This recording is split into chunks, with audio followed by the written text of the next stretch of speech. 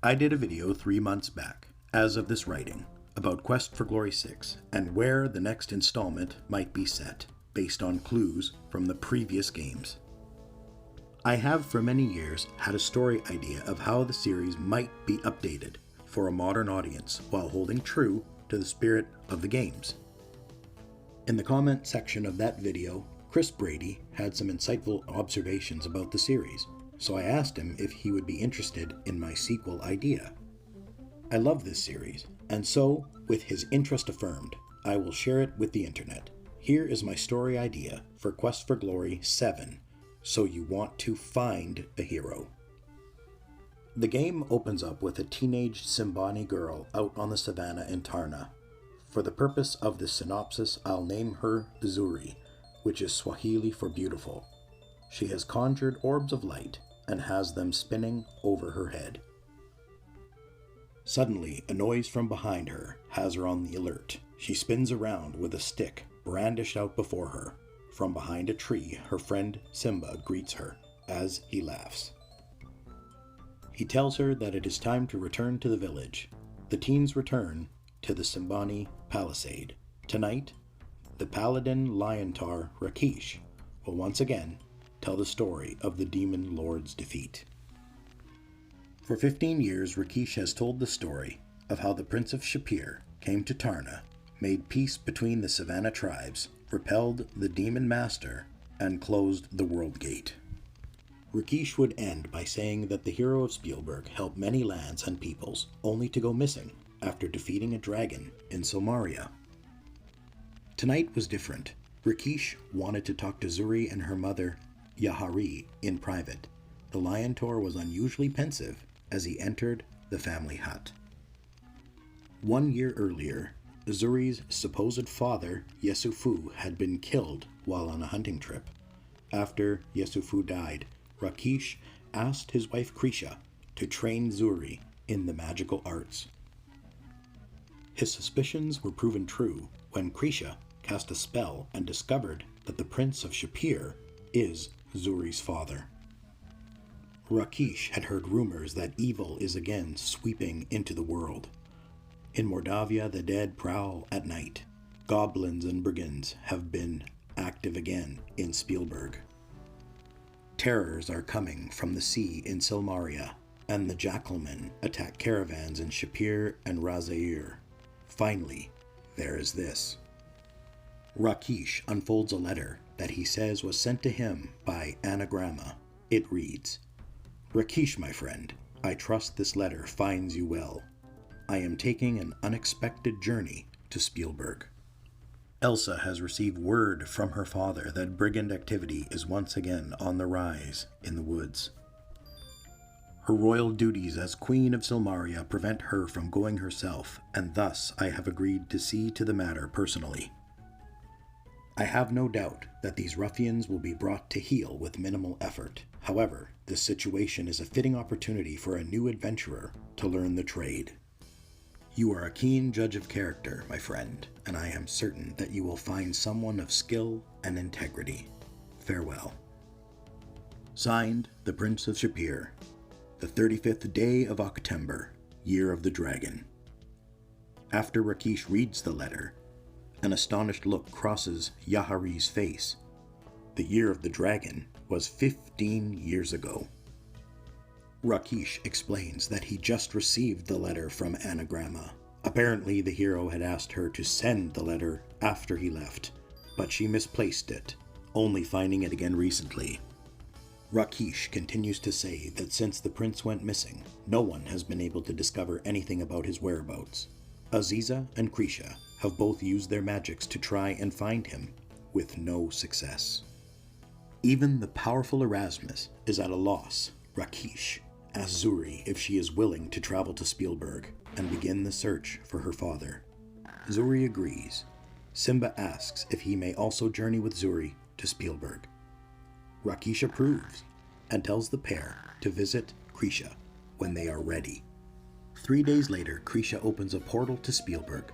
Zuri and Simba step into the golden light and disappear from sight as the portal closes.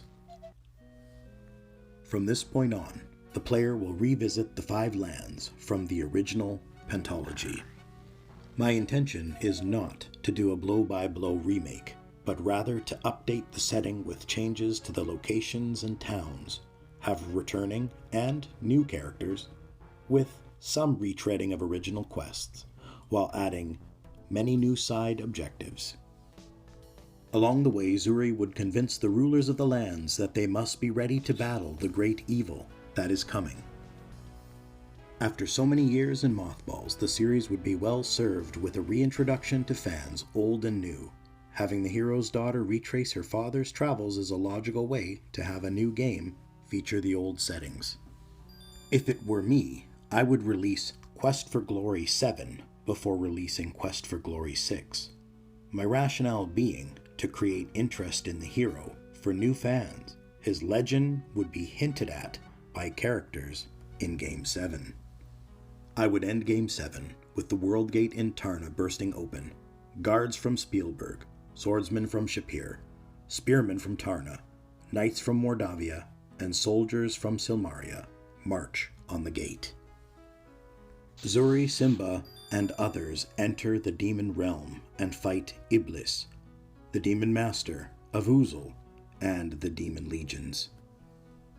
Quest for Glory VI would see the hero being caught in a storm and wash up on the distant island of Chaipan, a setting with a feudal Chinese-Japanese fusion.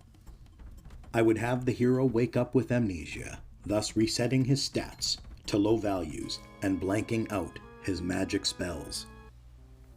This would give a developer the freedom to rework skills and abilities that are superfluous or problematic for narrative flow, and to make way for the new Eastern-flavored classes. On that note, I would have the fighter class replaced with samurai, the thief replaced with ninja, and the wizard replaced with monk. I would also have an honor system, and the stats would begin at 0. All classes receive stat buffs for a high honor score, and penalties for a negative honor score. The hero will meditate after every major story event, and begin to unlock memories from his past. The hero would set about learning the skills for his new class, while solving problems and fighting monsters. He would be called upon to fight against invaders, and eventually assemble an army. 15 years have passed, and now our prince is called the General. His army fights against the forces of evil, oppressing the land. After defeating the last of these invading forces, the General would regain all his lost memories. With his memories fully restored, Erasmus is finally able to establish a telepathic connection to the prince. Erasmus explains that the World Gate has burst open, and demons are pouring through into Tarna. The hero agrees to help, and Erasmus opens a portal for the general and his army. They charge to the mouth of the World Gate and enter. The hero and his cavalry fight their way through the demon hordes, making their way towards Iblis, Avuzal, and the Demon Master. Quest for Glory VII has Zuri, Simba, and the others keep static player classes. Zuri is a wizard, Simba is a warrior, etc., so their appearance will remain the same.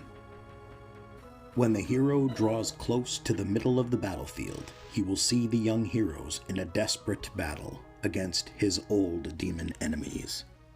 His paladin powers surge from within, and his weapons begin to burn with a holy fire. Avuzal jumps high into the air, a massive eldritch sword clasped in both claws. The huge blade screams down to strike the weary and fallen Zuri. The blade slams to a halt against the shield of the hero prince. Now, with the prince in the fight, Zuri stands up. Bolts of electricity arc from her hands, burning holes through the leathery hide of the demon. Before Iblis and the Demon Master can rain down fire upon the heroes, Erasmus, Krisha, Aziza, Zara, and Chakra emerge from the portal and blast the demons, with elemental magic. With all three demon lords weakened, the heroes engage them for the last time. The battle is long and bloody, but the heroes are victorious. The very essence of the three evils has been obliterated. After the fall of the greater demons, the lesser evils flee to the darkest corners of the demon realm. The heroes and the army survivors leave, and the 5 arch wizards set elemental guards at the world gate. The hero is determined to clear out the demon realm and not allow evil to grow in strength unseen again. The hero and Zuri finally meet. Later, the hero is crowned High King of the 7 realms and builds an army of paladins to enter and completely subdue the demon realm. This is just a basic synopsis of how 2 new games might be launched today. If you enjoyed my story pitch, please let me know. Don't forget to subscribe, like, and share. You can also follow me on Twitter and Instagram. Turn on notifications to catch my new videos as they drop. Until next time.